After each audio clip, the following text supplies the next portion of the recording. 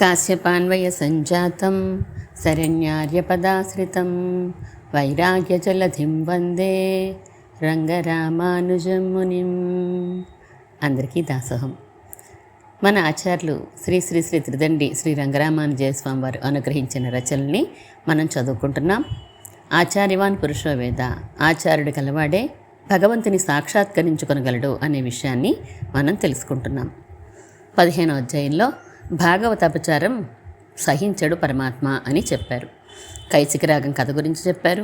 ఉపరిచర వసువు కూడా అపచారం చేయడం వలన తన శక్తులన్నీ కోల్పోయాడు అని తెలియచేశారు మనకి. ఉత్తమ కులంలో జన్మించినా కూడా భాగవత అపచారం చెయ్యకూడదు. భక్తిని కలిగి ఉంటే ఉత్తమ కులం కంటే అసలు తక్కువ కులమే మంచిది అనేది కూడా చెప్పారు. భక్తినే తప్ప భగవంతుడు కులాన్ని చూడడు అనే విషయాన్ని మనకి ఆచార్యులు తెలియచేశారు. 16వ అధ్యాయంలో ఈరోజు నుంచి మనం 16 చదువుకోబోతున్నాం. ఇందులో భాగవత వైభవము, అలాగే విశ్వామిత్రుని కథ, విభీషణుని కథ, జటాయువు కథ, విదురుని కథ, ధర్మవ్యాధుని కథ, శబరి కథ, మార్నేర్నంబి కథ, భగవద్భక్తి లేని శాస్త్ర పండితుడు కుంకుమ పువ్వు మోస్తున్న గార్ధవమే అని చెప్పారు. మోక్షంలో ఆత్మకి లక్ష్మీదేవికి ఉన్నట్లు 6 లక్షణాలు వస్తాయి అని తెలియచేస్తున్నారు. శిష్టులందరూ భగవద్భక్తి ఉన్న నీచ జన్మలనే ఆశపడ్డారు అనే విషయాల్ని ఈ 16వ అధ్యాయంలో మనకి చేయబోతున్నారు మన ఆచార్యులు. చదివి తెలుసుకుందాం. బామ్మగారు భాగవత వైభవం గురించి ఆలయంలో ఏర్పాటు చేసిన సభలో అనర్గళంగా ఉపన్యసిస్తున్నారు. భాగవత వైభవం గురించి ఎంత చెప్పినా పూర్తి కాదు, తనివి తీరదు.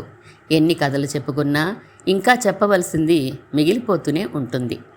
ఇతిహాసాలలో, పురాణాలలో భాగవతోత్తములకి చాలా ప్రాముఖ్యం ఇచ్చారు. ఎంత ఉత్కృష్టమైన జన్మ ఎత్తినా భగవంతుని యందు భక్తి లేనప్పుడు అది వ్యర్థమే అని, ఎంత నికృష్ట జన్మ అయినా భగవత్ సంబంధం ఉన్నప్పుడు అది ఉత్కృష్ట జన్మే అని ఇంతవరకు మనం చెప్పుకున్నాం.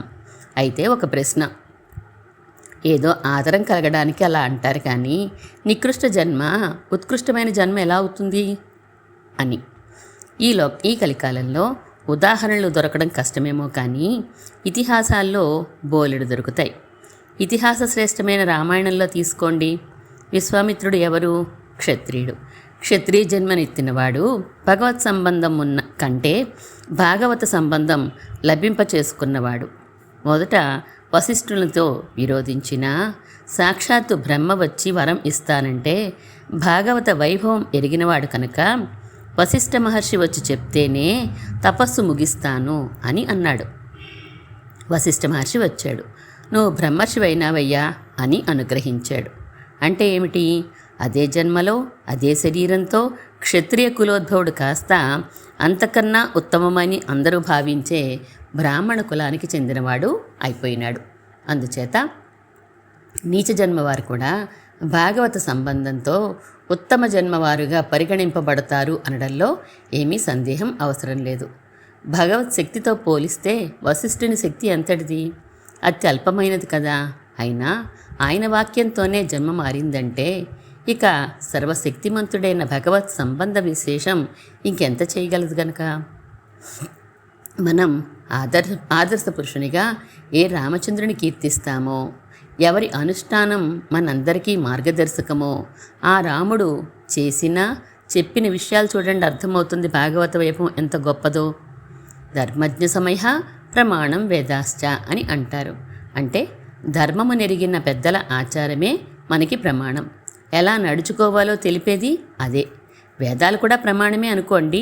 అయితే వేదాల కన్నా ముందరి ప్రమాణంగా పెద్దల ఆచారాలనే చెప్పారు. శిష్టులలో అగ్రగణ్యుడిగా, ధర్మాన్ని సంపూర్ణంగా ఎరిగినవాడిగా, ధర్మాన్ని తప్ప ఇతరమును పాటించని వాడిగా, ధర్మ పరిరక్షకుడిగా పేరు పొందిన రాముడి విషయం చూద్దాం. నీచ జాతిలో పుట్టినప్పటికీ తమ జాతి వారి చేత వెలివేయబడి ఉత్తమ జాతిలో చేరిన ఒక భాగవతోత్తముడి గురించి తొలుత మనం ప్రస్తావిద్దాం. ఎవరో మీకు అర్థమయ్యే ఉంటుంది. విభీషణుడు. ప్రదీయతాం దాశరథాయ మైథిలి అని. మైథిలిని రాముడికి అప్పచెప్పేయి అంటూ హితబోధ చేసిన ధర్మాత్ముడైన విభీషణుణ్ణి పాపిష్ఠుడైన రావణుడు ఆగ్రహంతో త్వాంతు ధిక్కుల పాంసనం అన్నాడు కదా. ఛీ, ఈ కులాన్ని నాశనం చేయడానికి పుట్టిన నీవు నాకక్కర్లేదు అంటూ గెంటివేశాడు. ఇక్ష్వాకు కులంలో అవతరించిన రఘురాముడు విభీషణుడిని ఆదరంగా అంగీకరించిన తర్వాత ఆఖ్యాహి మమతత్వేన రాక్షసానాం బలాబలం అంటాడు. ఏది రాక్షసుల బలాబలాలు వివరించి చెప్పు అని అడుగుతాడు. విభీషణుడు కూడా రాక్షసుడే, కానీ రాక్షసుల బలాబలాలు చెప్పు అని రాముడు అడగడంతో విభీషణుణ్ణి ఒక రాక్షసుడిగా రాముడు అంచనా వేయడం లేదన్నమాట. తనకి ఇంకో తమ్ముడిగా అతడిని అభిమానించి లక్ష్మణుడితో ఎంత ప్రీతిగా మాట్లాడతాడో అంత ప్రీతిగాను మాట్లాడాడు. ఇంకో అర్థ విశేషం ఇక్కడ గమనించండి. రావణుడు విడిచిపెట్టగానే భగవంతుడు స్వీకరించాడు.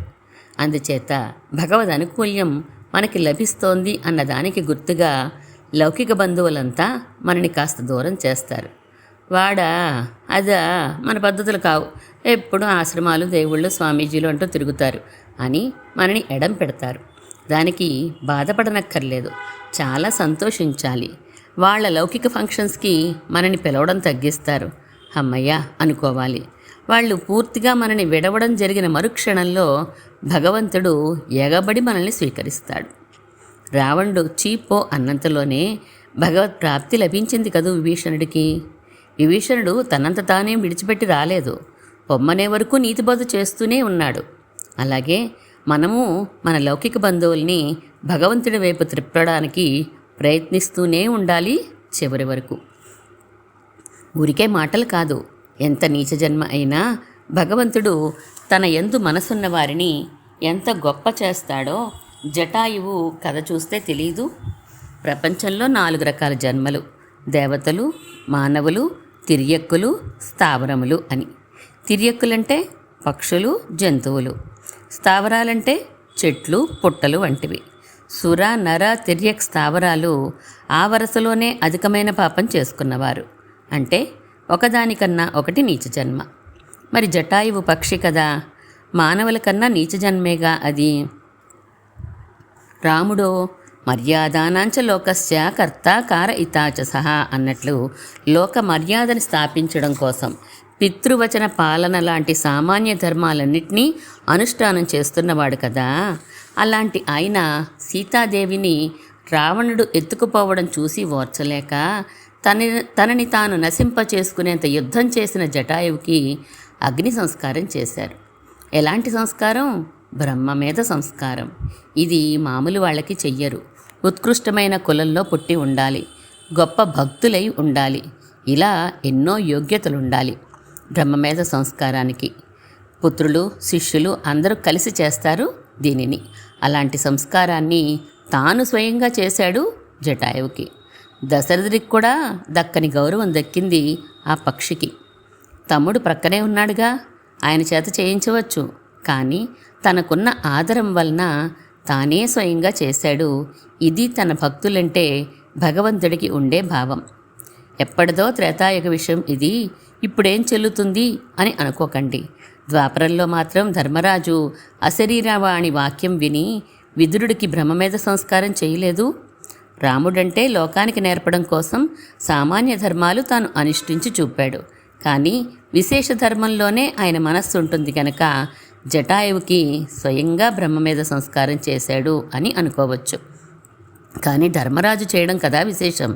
తన వర్ణాశ్రమ ధర్మాలకి కొంచెం కూడా లోటు కాకుండా సర్వదా కాపాడుకునే వ్యక్తి కదా ధర్మరాజు. ఇలా ఉన్నటువంటి వాడు విదురుడు మరణించిన తర్వాత పెద్ద ధర్మ సందేహంలో పడ్డాడు. జ్ఞానాధిక్యత ఉన్నవారెవరికీ మామూలు సంస్కారం చేయతగదు, బ్రహ్మమేధ సంస్కారమే జరగాలి. కానీ తక్కువ కులంలో పుట్టిన వారికి ఆ యోగ్యత లేదు. విదురుడి కులం తక్కువది, కానీ అతడు గొప్ప జ్ఞాని, ఏం చేసేది అని ఇలా ధర్మరాజు వితర్కించుకుంటూ చివరికి మామూలు దహనం చేద్దాం అనుకుంటూ ఉంటే ధర్మరాజస్తు తత్రైనం సంచస్కార ఇషుస్తదా దగ్ధకామో అభవత్ విద్వాన్ అథ ఆకాశే వచో బ్రవీద్ భోభో రాజన్ న దగ్ధవ్యం ఏతద్విదుర సైనికం కళేబరమిహైతత్ తైనైష ధర్మ సనాతన లోకవైలక్షణో నామ భవిష్యత్యస్య పార్థివ యతో ధర్మమవాప్తసో నశోచ భరతర్షభ. ఓ రాజా, ఈ విదురుని శరీరం దహింపవలసింది కాదు. సామాన్య ధర్మం ఇక్కడ ప్రవర్తించదు, విశేష ధర్మమే చూడాలి. ఇతడు యతి ధర్మాలను పొందినవాడు, ఎలా చెయ్యాలి అని దుఃఖించకు అని ఆకాశవాణి వినిపించింది. దానితో సందేహం పోయి వైదికాగ్రేసురులకి మాత్రమే చేయదగిన బ్రహ్మమేత సంస్కారం చేశాడు ధర్మరాజు విదురుడికి. భారతంలోనే ఇంకో విషయం గుర్తు చేసుకుంటే మరింత స్పష్టంగా తెలుస్తుంది. జన్మలో లేదు గొప్పతనం, నడవడికలోనే ఉన్నదని. ఋషులంటే ఎవరు? చతుర్వేదములు ధరించి అందరికన్నా ఉత్కృష్టులుగా పేరు పొందిన వారు కదా. అటువంటి వారు ధర్మవ్యాధుణ్ణి ఆశ్రయించి తమ సందేహాలు తీర్చుకునేవారట. వేదాన్ని చదవడం కాదు, వినడానికి కూడా యోగ్యత లేని కులంలో పుట్టినా పూర్వజన్మ జ్ఞానం ఉండడం వలన వెనుకటి జన్మలో సంపాదించిన జ్ఞానం మరుపుకి రానివాడై, తల్లిదండ్రుల సేవ వలన సకల ధర్మ సూక్ష్మాలని ఎరిగినవాడై ఉన్న అతని సమయాసమయాలు గమనించుకుంటూ ఎదురుచూసి తెలుసుకోవాల్సిన ధర్మాలను తమకున్న సందేహాలను తీర్చుకునే ఋషుల విషయం ఆశ్చర్యం కదూ. కశ్చిద్విజాతి ప్రవరో వేదాధ్యాయీ తపోధనః తపస్వీ ధర్మశీలశ్చ కౌశికో నామ భారత. సాంగోపనిషదాన్ వేదాన్ అధీతే ద్విజసత్తమః సవృక్షమూలే కస్మింశ్చిత్ వేదాన్ ఉచ్చారయన్ స్థితః ఉపరిష్టాచ వృక్షస్య వలాకా సవ్యలీయత తయా పురుషముత్సృష్టం బ్రాహ్మణస్య తదోరసి అని ధర్మవ్యాధుని కథ భారతం అరణ్యపర్వంలో 200వ అధ్యాయం మొదలుకొని 13 అధ్యాయాల పాటు ధర్మరాజుకి మార్కండేయుడు చెప్పినట్లుగా నడుస్తుంది. సకల వేదాంగాలు చదువుకున్న కౌశికుడు అనే బ్రాహ్మణుడు ఒక చెట్టు క్రింద కూర్చుని వేదాధ్యయనం చేస్తూ ఉంటే పైన ఉన్న ఒక కొంగ రెట్ట వేసింది. అది తన గుండెల మీద పడగానే కోపంతో పైకి చూస్తాడు. దాంతో ఆ పక్షి చనిపోయి పడిపోతుంది. రాగద్వేషాలకి లోబడిపోయి చేయకూడని పని చేశానని పశ్చాత్తాపడతాడు. ఆ పశ్చాత్తాపంతో చాలా విచారించి మధ్యాహ్నం భిక్ష కోసం దగ్గరగా ఉన్న ఒక గ్రామానికి వెళ్ళి భిక్షాందేహి అని అడగగానే నిలబడి తెస్తున్నాను అని ఆ గృహిణి చేతులు కాళ్ళు కడుక్కొని భిక్ష తెచ్చేంతలో ఆమె భర్త చాలా ఆకలితో ఇంటికి వస్తాడు. ఆమె పతివ్రత అవడం వలన వెంటనే భిక్ష విషయం వదిలి పాద్యం ఆచమనం మొదలైన వాటి చేత భర్తకి శుశ్రూష చేస్తూ అతని శ్రమని తీర్చే పనిలో ఉండిపోయి బయట నిలబడి ఉన్న భిక్షుకుడి మాట చాలాసేపు మర్చిపోయింది. తర్వాత గుర్తుకు వచ్చి భయంతో వణికిపోతూ భిక్ష తీసుకురాగానే కౌశికుడు నన్ను నిలిచి ఉండమని చెప్పి ఇంతసేపు ఎందుకు బయటికి రాలేదు అని ఆగ్రహంతో ప్రశ్నించాడు. ఆమె అతనిని అనునయించి క్షమించమని ప్రార్థించి నేను భర్తే దైవం అని ఉండేదానిని, ఆయన శ్రమపడి వచ్చాడు కనుక శుశ్రూషలో మునిగిపోయాను అంతే అన్నది. భర్తనే నన్ను సత్కరించేది, బ్రాహ్మణులు గౌరవించనక్కర్లేదా? గృహిణి ధర్మాల్ని పాటిస్తున్న నువ్వు బ్రాహ్మణులను అవమానం చేయకూడదు కదా అని అన్నాడు కౌశికుడు. అప్పుడు ఆమె నేనెప్పుడు బ్రాహ్మణులను అవమానించదలచలేదు, బ్రాహ్మణ వైభవాన్ని నేను బాగా ఎరుగుదను, క్షమించు అని చాలాసేపు బ్రతిమలాడి భర్త శుశ్రూషలో మునిగి ఉండి ఆలస్యమైందంతే. భర్త శుశ్రూష బలం చూడు, నీ కోపం వలన ఒక కొంగ చనిపోయిన విషయం నేను ఎరుగుదును అంటూ క్రోధశత్రు శరీరస్థో మనుష్యాణాం ద్విజోత్తమ యక్రోధమోహో త్యజతి తందేవాహ బ్రాహ్మణం విదుః అని ప్రారంభించి కామక్రోధాలు బ్రాహ్మణుడికి ఉండకూడదని, సత్యం ఆర్జవం వంటివి ఉండాలి అని విస్తారంగా చెప్పింది. భవానపి చ ధర్మజ్ఞః స్వాధ్యాయ నిరతః శుచిః నతు తత్వేన భగవన్ ధర్మాన్ వేత్సీతి మే మతిః మాతాపితృభ్యాం శుశ్రూషుః సత్యవాదీ జితేంద్రియః మిథిలాయాం వసన్ వ్యాధః సత్యే ధర్మాన్ ప్రవక్ష్యతి తత్ర గచ్చ స్వభద్రంతే యథా కామం ద్విజోత్తమ వ్యాధః పరమధర్మాత్మం సతే చేత్స్యతి సంశయాన్. మీరు ధర్మజ్ఞులే, వేదాధ్యయనం చేసిన వారి పరిశుద్ధులు అయినప్పటికీ ధర్మముల యథార్థ రూపాన్ని ఎరుగని వారు అని నాకు అనిపిస్తోంది. తల్లిదండ్రుల సేవలో ఉండి సత్యవాది జితేంద్రియుడు అయిన వ్యాధుడు ఒకరు మిథిలలో ఉన్నారు. వారు మీకు ధర్మాలు చెప్పగలరు, అక్కడికి వెళ్ళండి, మీకు మంచిదవుతుంది. పరమధర్మాత్ముడైన వ్యాధుడు మీ సందేహాలన్నీ పోగొడతాడు అని కూడా ఆ గృహిణి చెప్పగానే కౌశికుడు చాలా సంతోషంతో ఆమెను స్తోత్రం చేసి అక్కడి నుంచి మిథిలకు వెళ్ళాడు. పంచకాని పవిత్రాణి శిష్టాచార్యేషు నిత్యదా ఏతన్మహామతే వ్యాధ ప్రబ్రవీహి యథా తథం. శిష్టాచారాలలో ఎప్పుడూ అవిచ్ఛిన్నంగా చేసే 5 పవిత్ర కార్యాలని ఓ మహావ్యాధ చెప్పవలసింది అని అడగగానే యజ్ఞో దానం తపో వేదాః సత్యంత ద్విజసత్తమ పంచతాని పవిత్రాణి శిష్టాచార్యేషు నిత్యదా. యజ్ఞము, దానము, తపస్సు, వేదము, సత్యము అనే పవిత్రములైన ఈ 5 శిష్టాచారాలు ఎప్పుడూ అవిచ్ఛిన్నంగా జరగవలసినవి అని వ్యాధుడు చెప్పాడు. ఇంకా తనకి కలిగిన సంశయాలన్నింటినీ కూడా అడిగి తెలుసుకున్నాడు కౌశికుడు. అందుచేత నీచ జన్మలో పుట్టిన వారైనా జ్ఞానాధికులైతే ఉత్తమ జన్మలోని వారిని అడిగి తెలుసుకోవడంలో తప్పేమీ లేదు. ద్వాపరయుగంలోనే అవతరించిన కృష్ణుడి ఆచరణ చూద్దాం. యద్యదాచరతి శ్రేష్ఠ అన్నవాడు కదా, శ్రేష్ఠుడు ఆచరించిన దానిని మిగిలిన వారు పాటిస్తారు అనే అభిప్రాయం. ఆయనే శ్రేష్ఠుడు ధర్మ సంస్థాపనం కోసం అవతరించాడు. లోక సంగ్రహమేవాపి సంపశ్యన్ కర్తుమర్హసి అన్నాడు. జ్ఞాని అయినా లోకంలో వారు తెలుసుకోవడం కోసం వర్ణాశ్రమ ధర్మాలను చక్కగా పాటించి తీరాలి అని అన్నాడు.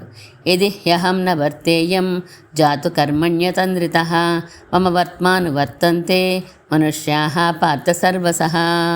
నేను కర్మల్ని జాగరూకతతో పాటించకపోతే నేను ఇలా చేశాను కదా అని అందరూ అలాగే చేస్తారు అంటూ అతి జాగ్రత్తగా కర్మానుష్ఠానం చేసేవాడు కదా కృష్ణుడు. ఇలాంటి ఆయన దూతగా వెళ్ళినప్పుడు భీష్మద్రోణావతిక్రమ్య మాంచైవ మధుసూదన కిమర్థం పుండరీకాక్ష భుంక్తం వృషల భోజనం అన్నట్లు గొప్ప కులంలో పుట్టి గొప్ప నడవడికలతో ఉంటూ ఇలా వేంచేయండి అని ప్రార్థిస్తూ ఉన్న భీష్మాదుల గృహాలన్నింటినీ కూడా ఉపేక్షించి తక్కువ కులంలో పుట్టినవాడు కనుక మా ఇంటికి వేంచేయండి అని అడగడానికి కూడా సాహసం చేయలేని విదురుని కుటీరానికి సాదరంగా వెళ్ళి సంభ్రమై తుష్య గోవింద ఏతన్నః పరమం ధనం అన్నట్లుగా అహంకారం లేదు కనుక పరమ పావనములై భక్తితో పెట్టినవి కనుక పరమ భోగ్యములై ఉన్న ఆహార పదార్థాలని వారింట్లో స్వీకరించాడు కదా. కృష్ణుడే కాదు, రాముడు అలాగే చేశాడు.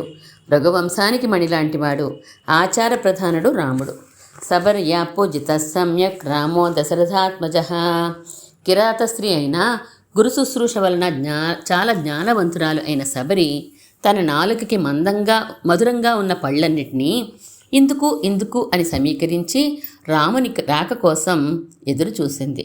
తన ఆదరానికి అనుగుణంగా తన చేతితోనే ఆరగింపు చేసింది. అతి సంతుష్టుడై రాముడు వాటిని ఆరగించాడు కదా. అందుచేత పుట్టిన కులం, వంశం వీటి చేత వచ్చే దురభిమానం లేకుండా జ్ఞానం, ప్రేమ అధికంగా ఉన్నవారి అభిమాన స్పర్శ కలిగిన వస్తువులు ఆత్మగుణాలని చూడగలిగిన వారికి చాలా భోగ్యంగా ఉంటాయి అని తెలుస్తోంది.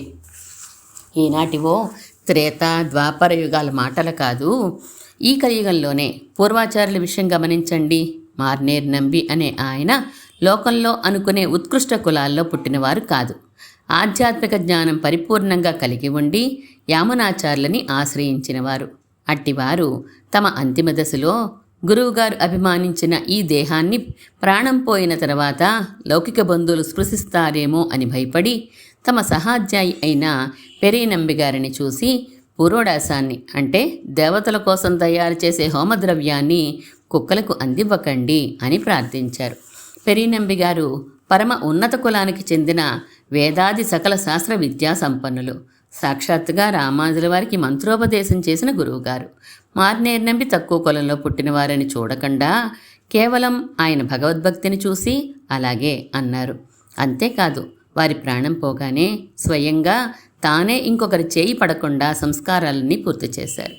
ఇది విన్నారు రామానుజుల వారు గురువుగారి దగ్గరికి వెళ్ళి సాష్టాంగ నమస్కారం చేసి, స్వామి, కార్యాలు చేసేటప్పుడు శాస్త్ర మర్యాద చెడిపోకుండా చూడవద్దా? దేవరవారే ఈ చరమ సంస్కారం చెయ్యాలా అని అడిగారు. దానికి పెరీనంబివారు, కూలిచ్చి సంధ్యావందనం చేయించుకునేదా నేను? నేను రాముడి కన్నా గొప్పవాడినా, మార్నేన్నెబ్బి జటాయు కన్నా తక్కువవారా? నమ్మాళ్వార్లు అనుగ్రహించిన భాగవత వైభవపాసురాలు పైలం సుడరుళి, అలాగే నెడుమార్కడిమై, సముద్రఘోషేనా ఆళ్వార్లు చెప్పింది కొంచెం కొరతగా అయినా చేయవద్దా అని అడిగారు. చూసారా, ఇది భాగవత వైభవం. దీనిని మనం గ్రహించాలి. తుచ్చమైన జన్మ నిరూపణాన్ని చేయకూడదు అని ప్రవచనాన్ని ముగిస్తూ, చాలా ఆలస్యమైంది, భాగవత వైభవ అనుసంధానానికి నాకు ఈ అవకాశం ఇచ్చిన నిర్వాహకులందరికీ కృతజ్ఞతలు అంటూ బామ్మగారు లేచారు. కరతాళ ధ్వనులతో సభామండపం ప్రతిధ్వనించింది. తపస్విని, యశస్విని కూడా సంతోషంతో తృప్తితో తమ స్థలాల్లోంచి లేచి బామ్మ దగ్గరికి వెళ్ళారు. ముగ్గురు కబుర్లు చెప్పుకుంటూ ఇంటికి బయలుదేరారు. సభా నిర్వాహకుల సత్కారాలు బామ్మగారు స్వీకరించాక ముగ్గురు కలిసి ఇంటికి వెళ్తూ మాట్లాడుకుంటున్నారు. తపస్విని అడిగింది నెమ్మదిగా, భక్తి ఎక్కువ ఉన్నవారిని భగవంతుడు ఉన్నత కులంలోనే పుట్టించవచ్చు కదా, తక్కువ కులంలో ఎందుకు పుట్టించాలి అని. మంచి ప్రశ్నే అడిగావు. ప్రాదుర్భావై సురనర సమో దేవా దేవస్తదీయా జాత్యా వృత్యైరపి చ గుణతః తాదృశో నాత్రగర్హ కింతు శ్రీమద్భువనత్రాణతోన్యేషు విద్యావృత్తా ప్రాయో భవతి విధవా కల్పకల్పః ప్రకర్షః. భగవంతుడు లోకోద్ధరణ కోసం అవతరిస్తాడని తెలుసు కదా, అప్పుడు ఈ అవతారం నీచమైంది అని చూస్తాడా? వరాహరూపం దాల్చాడు, గొల్ల పిల్లవాడిగా తిరిగాడు. అలాగే భగవత్ సంబంధం ఎల్లప్పుడూ ఉండే వైకుంఠవాసులు కూడా లోకోద్ధరణ కోసం ఆయా జాతులలో అవతరిస్తారు. అదొక దోషం కాదు. దోషమే అయితే అది భగవంతుడికి అంటుతుంది. ఇంత గొప్ప విషయాన్ని తెలియని వారు ఎంత వేద పండితులైతే మాత్రం ప్రయోజనం ఏమిటో అన్నది యశస్విని. చతుర్వేద ధరో విప్రహ వాసుదేవం నవిందతి వేదభార భరాక్రాంత సవే బ్రాహ్మణ గర్తభ అన్నారు. వేదసారం అయిన భాగవత జ్ఞానాదులు లేకపోవడం వలన వేద పండితుడే అయినా భాగవతుడు కానే కాడు. వేదాధ్యయనంతో దాని స్థూలార్థాన్ని మాత్రం గ్రహించి లౌకిక భోగాల్ని అనుభవించేవారు పరిమళ ద్రవ్యం అయిన కుంకుమ పువ్వును మోస్తూ దాని విలువ తెలియని గాడిద వంటి వారిని శాస్త్రం చెప్తోంది. అంటే భగవత్ సంబంధం లేని ఉత్తమ జన్మ శుద్ధ దండగన్నమాట. అంతేకాదు, భగవత్ సంబంధం ఉన్న నీచ జన్మ అయినా ఆదరణీయమే. కులశేఖర మహారాజు తిర్యక్ స్థావర జన్మలు కోరుకున్నారు. వాజ్యకేహి పక్షి మృగతాం అన్నట్లుగా వాక్కుతో పాపం చేసిన వారు పక్షులుగా మృగాలుగా పుడతారట. అలాంటి జన్మలని వెంగడత్తుక్కో నేరివాజం కురుగాయ పిరప్పేనే, తిరుమలలో స్వామి పుష్కరిణి ఒడ్డున సుఖంగా ఉండే కొంగగా జన్మించకపోతేనే అని అన్నారు. మీ నాయి పిరక్కం విధియుడయే నావేనే, చేపగా జన్మించే అదృష్టం లేకపోయిందే అని అన్నారు. సెణ్బగమాయ నిర్కం తిరువుడయే నావేనే, తంబగమాయ నిర్కం తవముడయే నావేనే, సంపెంగ వృక్షంగా తమాల వృక్షంగా ఏ తపస్సు చేయలేదే అని వాపోయినా తిరుమల కొండతో సంబంధమున్న ఏదైనా అవ్వాలని ఆయన కోరిక. ఆండాళ్ళు గోపికగా అవుదామనుకున్నారు కదా. ఆండాళ్లే కాదు, వారి తండ్రి విష్ణుచిత్తులు కూడా అంతే. ఇంతకు మించి పై కులం లేదు అన్న గొప్ప కులం వారిది. ఆ పైన విద్యావంతులు, తమ జాతిలో సర్వోత్తములు.